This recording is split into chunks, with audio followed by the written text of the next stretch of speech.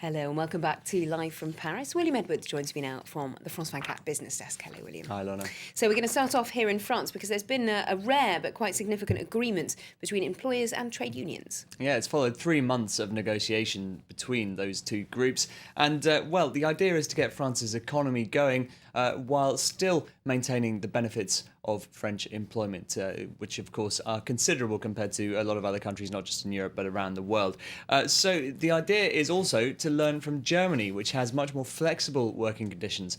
So let's take a look at what's been agreed between employers and unions.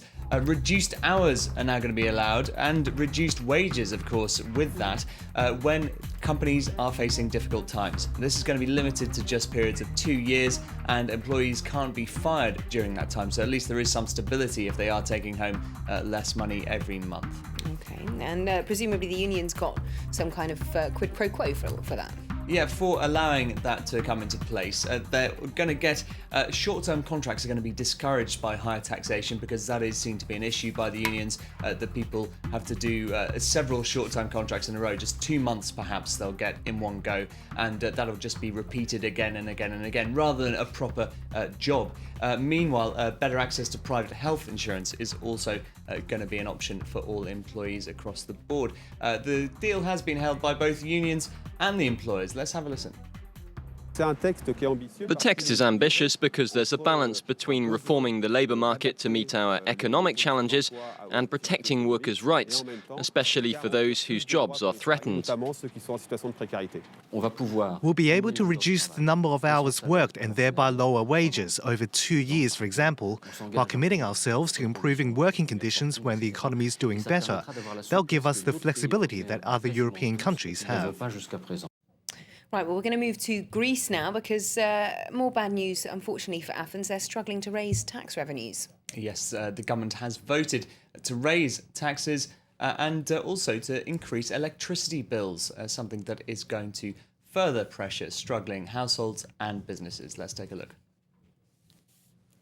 Nikos Bellos and his wife Georgia Katsoli are among thousands of Greek homeowners who are struggling to make ends meet.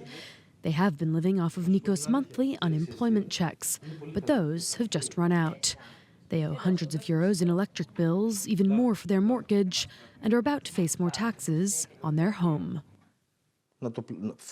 Taxes can be paid by those who have money. If I get a job on Monday, then yes, I'll pay taxes. Yes, I'll be law-abiding, but I don't have any money. What am I supposed to pay? The new law, approved by Parliament on Saturday, aims to simplify the tax code and cut down on tax evasion.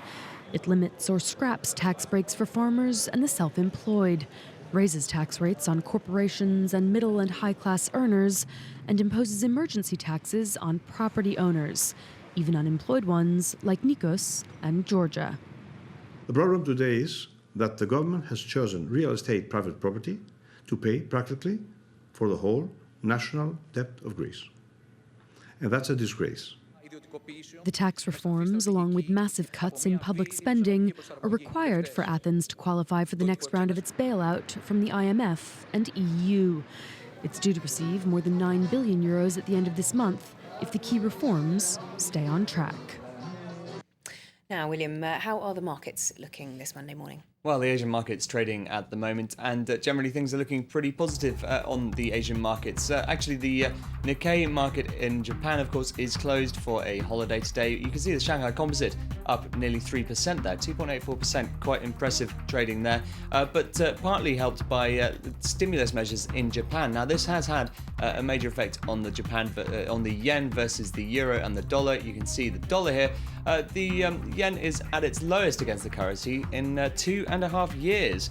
And that's due to that stimulus package that's been launched. The government says it wants to see 2% inflation in Japan rather than after years of deflation. And that, of course, will reduce the value of the currency. So the markets are rather factoring that in before that really comes into effect.